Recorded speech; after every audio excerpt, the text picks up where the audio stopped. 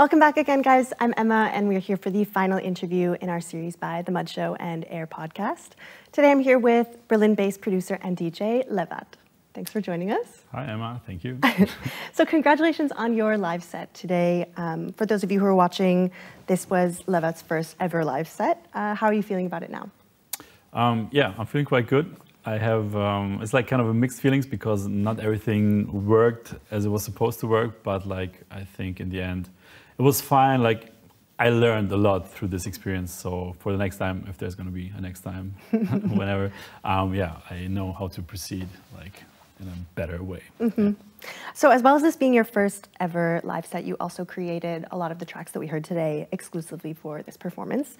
Tell me a bit about what the process was like getting ready over the past couple of weeks. Yeah, so getting ready was actually like not past couple of weeks, but just like 5 days basically, because of some issues. I was like doing some modifications with like drum machines and like buying some chip ROMs like for the synthesizers, and it took a while because like the parts were shipping like from all over the world, like from the US and UK, and like people were sending the wrong stuff, and yeah, it took like over 2 months. So I could not really prepare as I wanted to, and so basically I told this guy who was doing my modification, like, okay, I need my drum machine back because I have to prepare now. It was like 5 days ago. So yeah, like last Saturday I started actually to prepare the live set, and then I was like, okay, I have to make new music from scratch now and like completely focus, and it was really like last minute. It's been a stressful week, I imagine. It's been like, I mean, I don't know. I think it was probably like the most stressful week ever. Like I'm still like, but yeah, it was an amazing experience. Like it was nice to see that it's actually possible to do that in like this amount of time. So even without the stress, maybe I could keep on and like being this so productive, because like I was not like even close to be like, as productive as I was now. So yeah, it was a great experience. Yeah. I mean, it seems like you set yourself a pretty crazy task. Was there a point where you were like thinking that it maybe wasn't going to work, or that you were going to do something else? Yeah, every day, a couple of times. Like basically, I was thinking like, I mean, like the first 2 days it was like Saturday, Sunday. Like I was able to record like 10 tracks, and I was like, okay, this is going really well. And then, yeah, the next days I was like kind of blocked, and I was like, okay, it's not working at all. And then I thought, okay, maybe I should cancel it, or like it's the first live set, it's going to be recorded, like internet does not forget. And I was like, okay. But yeah, I just kept on doing it. Like at some point it came back, and yeah, it was really like I was sitting there before I came here like an hour, and finishing like stuff, like details, and like really like the definition of last minute. So yeah. Right. So what was the decision behind the choice to make all new tracks for this performance? Basically because I cannot get back to older stuff. So like the way I normally like make music is I record, like I jam something, and then I record it, and then it's gone, like next project. So yeah, the first thing was like to find a way to be able to play like several tracks with like different sounds and stuff, and like I was not doing this before. So now I've learned it, and now I can actually get back to projects. So yeah, I just didn't have a choice. Basically, this was it. I was thinking like to maybe rebuild like some old tracks or like some unreleased tracks, which I really liked, but it didn't really work out. So I was like, okay, just go for it, make some new stuff. So when you say that you can't go back, what's the reason behind that? Basically, like I mean, like I have this main sequencer, and everything is like in there. And normally when I start something new, I just like override it. So it's gone, like the file, the information is gone, the MIDI information is gone. And yeah, the sounds on the synthesizers change, and I like reprogram them, put like new presets on it. And yeah, it's just not available anymore. So yeah. But it seems like you like to work like that. Like you like to have this no option to kind of go back and keep working on things. Yeah, definitely. I mean, this was like one of the main reasons why I chose to work in this way, because like some years ago I was like still using like Ableton and stuff, and like I could always come back to the project and always like yeah, do something here and there, and never felt like I was finishing anything, because I was thinking like something's missing, and I just wanted to cut that. So I decided to go this way, and like it's done. You know, you have to do it, and if you don't do it, if you don't record it that day, like it's gone. So it really helped me actually to make some music or finish some music. So yeah, it made sense from this perspective. Yeah. There's definitely a weird sort of discipline that it takes to stop yourself going back and adding things and tweaking things. So I'm wondering how or when you realized that that kind of perfectionism is maybe detrimental to your work process. I mean, yeah, I realized it when I figured that I'm not finishing tracks. So, so I thought, I mean, in general, like I like this kind of one take thing, like this imperfection, because like, I mean, I'm not trying to like write an orchestra or whatever, like it's just dance music, you know, it's kind of basic. And I mean, the music I like is also like made this kind of way, like the punk way, you know, just like go for it and like capture the moment and that's it, you know. So like, I think it's like more honest than like building, like sitting there and like designing something, you know, like, yeah, it's just, it is what it is. You have to embrace it or not. And like, yeah, this is the reason why it's like that. Yeah. I mean, personally, for me, I'm not one of those people that has that problem of going back. Like for me, when it's done, it's done. So I wonder if you think you'll ever maybe train yourself out of this mindset, or therefore you'll work in a different way in the future. Like, do you intend to always work this way? I'm not sure actually, like, because like now I have the possibility to get back to things, and I was already like, okay, I actually don't want this, but like now it's technically possible. I don't know. Let's see what's going to happen in the future. Yeah. So I guess that's a process that's really been born out of your experimentation with hardware. Is that right? Yeah, definitely, definitely. So in what ways would you say that working with hardware gives you maybe more freedom to experiment? I mean, it's when I'm working like with the Ableton, for example, I feel like I have like a sound or idea in mind, and I'm trying to design something that sounds like that. And this is more like the machine sounds like that, and the drum machine sounds like that, and like I have to make something out of it, you know. So like this is like the big difference, and it's a completely different approach. Just like I do something, and it's a decision like yes or no. Am I going to keep it or not? That's it. And so it's kind of like a no-brainer, you know, when I sit there at the computer and you like do things and think about it, and sometimes you get lost, and this is like just like really, it is what it is. I like it, I don't like it. It's that simple. Am I going to keep it or not? And then, yeah, this is like a really interesting way to do, and like this is the way how to be really fast and like doing, like I really like this fast-paced idea of like recording tracks in like maybe 30 minutes or like 1 hour. Like if it's like, if I'm sitting there for like 2 hours on a thing, then I'm gonna dismiss it, like it's not working for me. Yeah. When we spoke before this interview, we were talking about the different pieces of gear that you use in your production. And you mentioned a couple really cool modified pieces. One's a drum machine, I think the other's a sequencer.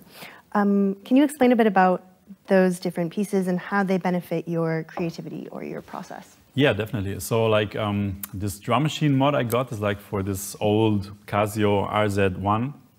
It's yeah, like this kind of like the Dance Mania drum machine, like super raw. And so I figured there's like this kind of modification that I can add like drum kits, like several drum kits, and not just have like this one sound. So like the old school drum kits, like as the 909, 808, and like other 80s drum machines. And I just have basically a knob, and I can like switch.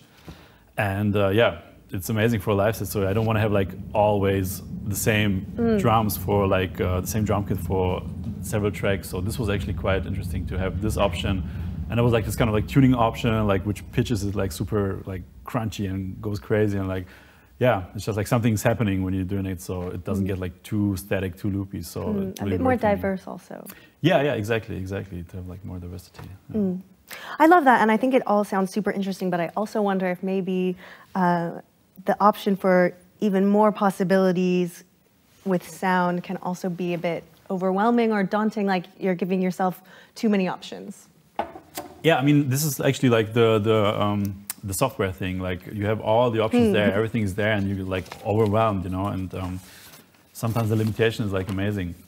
Sometimes I started like with an MPC in the beginning, and just like sitting in my bed and doing it, and I was like still super productive. And sometimes I miss these times when I just want to like unplug everything and just go back to bed and do the MPC thing because of the limitation. But like it forces you to get maybe some more interesting ideas and not just like play a nice synth. Okay, that's nice. Let's get to the next. And I mean, I was looking into software in the last months also, just because like I had no idea what was going on, and it's also super interesting. So maybe this was also going to be a part soon, maybe.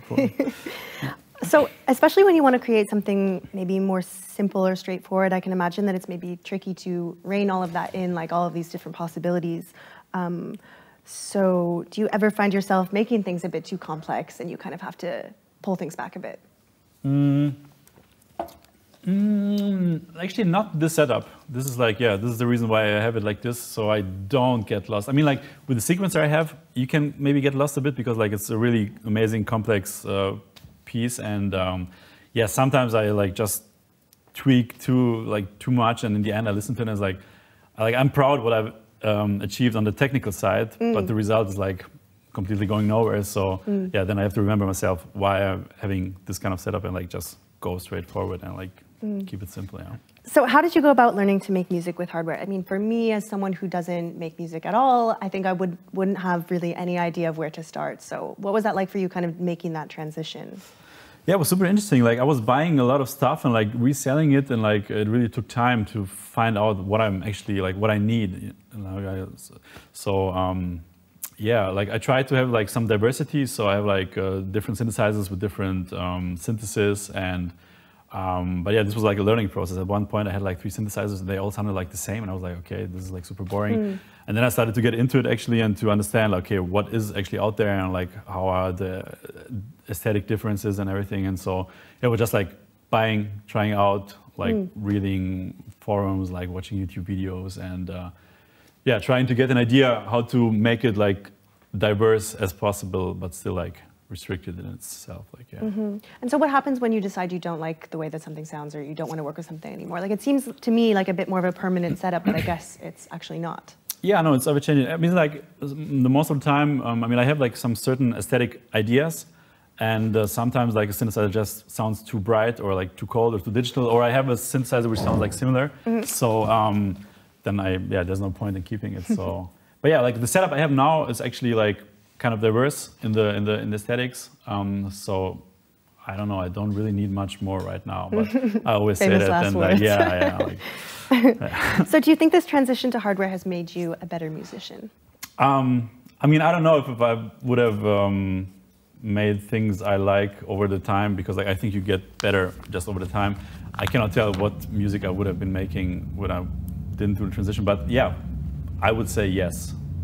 But yeah, I don't know how it would have been else. So, yeah. So although you've been in Berlin for several years now and in Germany since you were quite young, you and your mother actually lived in quite a few different places after leaving your native Yugoslavia during the war in the 90s. Can you tell me a bit about that experience and the different places you were living and how you experienced that? Yeah, so yeah, during the war, I think it was like 92 when we like left the country, or 93. And yeah, we were like traveling around Europe, just trying to find a place to stay. And yeah, then at one point we ended up in the UK, in London. Like my mother was studying there in the 70s, so she knew some people there. So yeah, we lived there for like a year or 2, I don't even remember, right? But I was like 4 or 5 years old. And then when I was like 6, we came to Germany, and then yeah, I lived like in West Germany for the most of the time, and then I moved to Berlin at some point because it didn't make any sense for me to live there. Because like all friends moved here basically, more or less. So I was like, okay, come on, let's go. And so how did you experience the kind of like nomadicness of that lifestyle, like moving around so much? How was that for you? Yeah, I mean, like, I don't know how else it would have been. So I mean, like, I'm the only child, and I was actually like, I needed to find a way to keep myself busy or entertained. So yeah, I think this was like a really good thing. Also, like when we come back to like the music thing, I can just like sit there and like concentrate and focus on stuff like for days. I don't have like this crazy urge, as some people maybe do, like to get out and like meet people all the time. And so because like I'm not used to it, so yeah, this was maybe even like a benefit actually. So I guess lockdown has been maybe a little bit easier for you because you're sort of used to this isolation already. I would say so. Yeah, I mean, like, of course, I love my friends and love meeting them, but it was fine for me. Like, I mean, I could focus on other things. So yeah. So as you mentioned, you settled in West Germany with both your parents, and this is where you got started DJing during your teenage years. So where did that interest in electronic music come from? Yeah. So yeah, basically when I was like 14, 15 years old, I was like hanging out with like some older graffiti guys, and they were like going to these raves, like drum bass parties and like whatever parties, like rave, Goa, psychedelic, like, and I was like this young kid. I was like, yeah, cool, let's go there. And like, yeah, I started to experience this crazy club thing, and then I was like, okay, I just want to understand like how it works, because like I know how like the Beatles make music, they have a guitar and like whatever, you know, drum kit, but I didn't understand what they were doing, how they were doing. So I was like super curious, like, okay, I need to know. So yeah, this like caught me, and yeah. Last week when we spoke, you mentioned that when you were younger, the kind of portrayal of electronic music within like regular German media was something that you maybe didn't like at the time, and that it took a bit of digging and recommendations, like you mentioned, from your older friends to get into it properly. So can you talk a bit about that? Like, what kind of music or artists were they introducing you to, or like what events did you go to that felt like sort of formative for you? Yeah.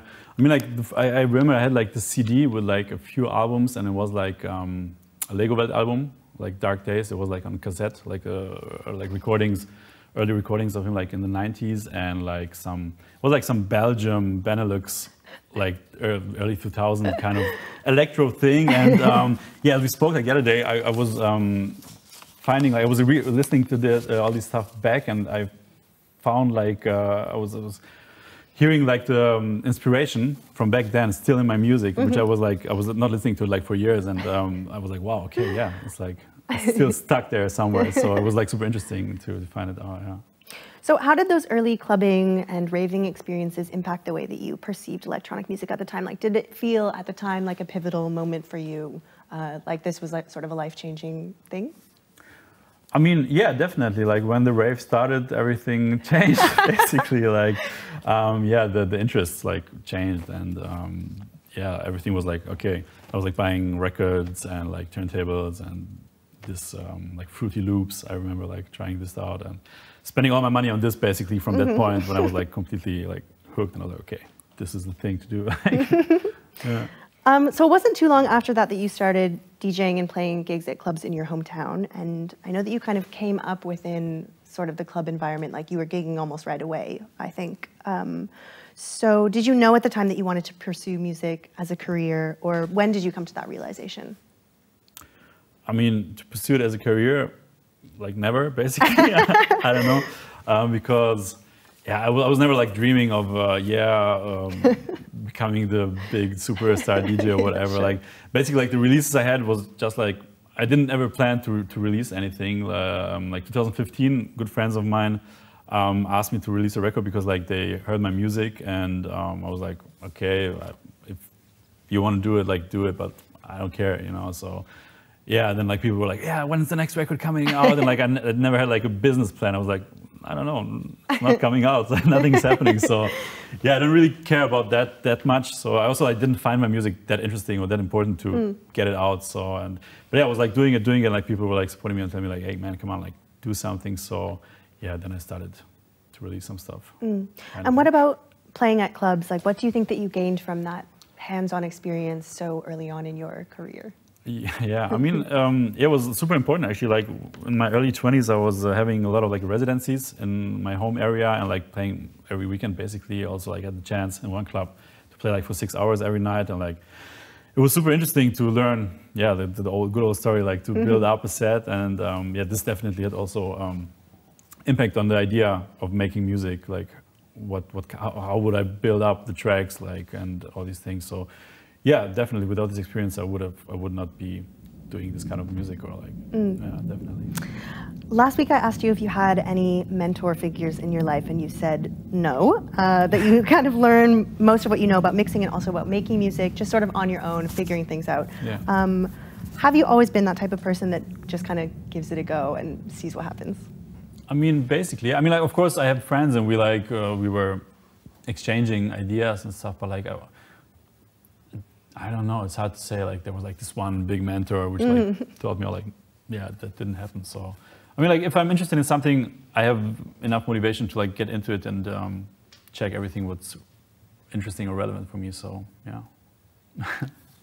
Would you say that that has become an essential part of your process of working? Like things are almost better or easier for you if you're just kind of on your own, figuring it out?